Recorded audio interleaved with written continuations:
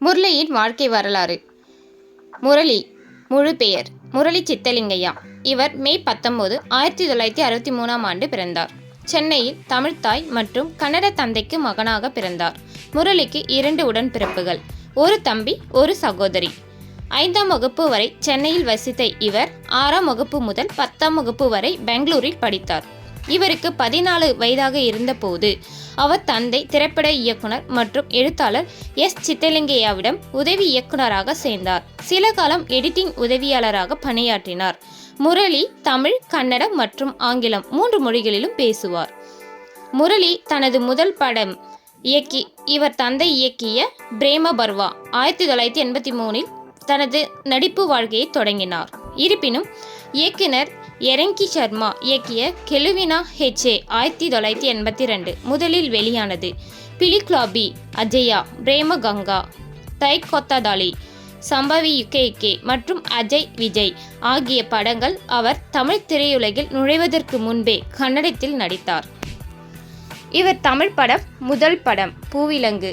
அந்த படத்தின் மூலம் இவர் நல்ல பெயரை பெற்றார். பின்னர் அவர் சினிமாவில் இயக்குனராக அறிமுகமான மணிரத்னம் இயக்கத்தில் நடிகை ரேவதியுடன் இணைந்து பகல் நிலவு படத்தில் நடித்தார். இந்த படம் முரளிக்கு பெரும் அங்கீகாரத்தை பெற்று தந்தாலும் அவரது வெற்றியை அவரால் அதிக காலம் நீடிக்க முடியவில்லை.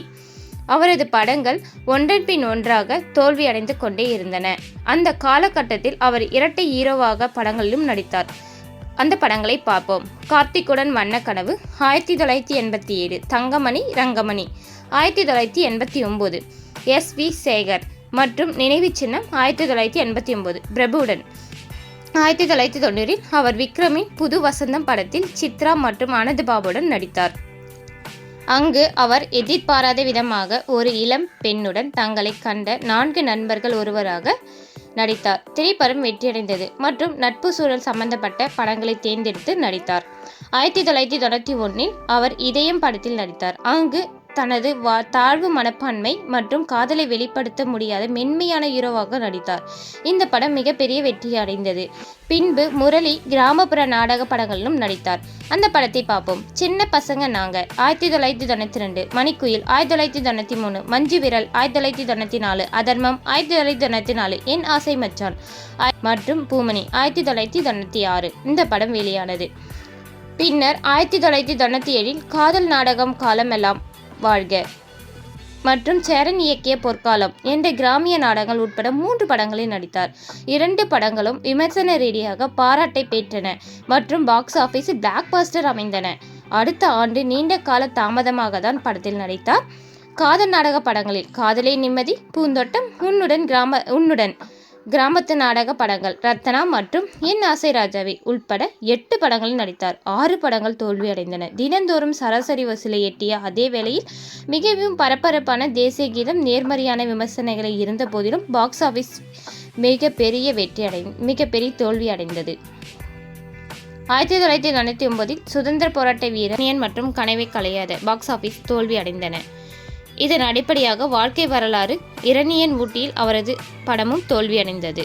2000 பார்த்திபன் வெற்றி கொடிக்கட்டு படத்தில் நடித்தார். இந்த திரைப்படம் பாக்ஸ் ஆபீஸ் வெற்றி அடைந்தது. சேரன் தனது சொந்த திரைப்பட தயாரிப்பை உருவாக்க முடிந்தது.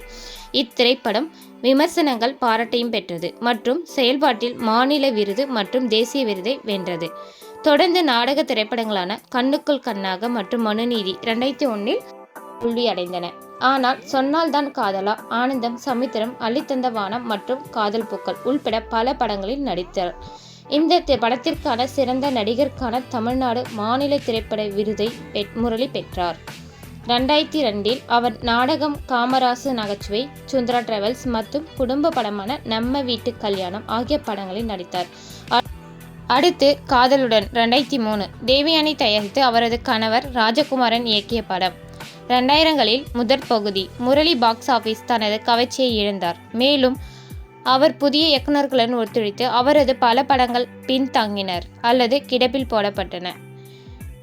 2006 மு. கருணாநிதி எழுதிய பாசக்கிளிகள் மற்றும் பிரபுடன் இணைந்து நடித்தார். முரளி கடைசியாக பானக்காத்தடி 2019 ஒரு முக்கிய கதாபாத்திரத்தில் நடித்தார். இதில் அவரது மகன் அதர்வா நடிகராக அறிமுகமானார். அவரது 100வது படம் வெளியாகாத கவசம் ஆகும்.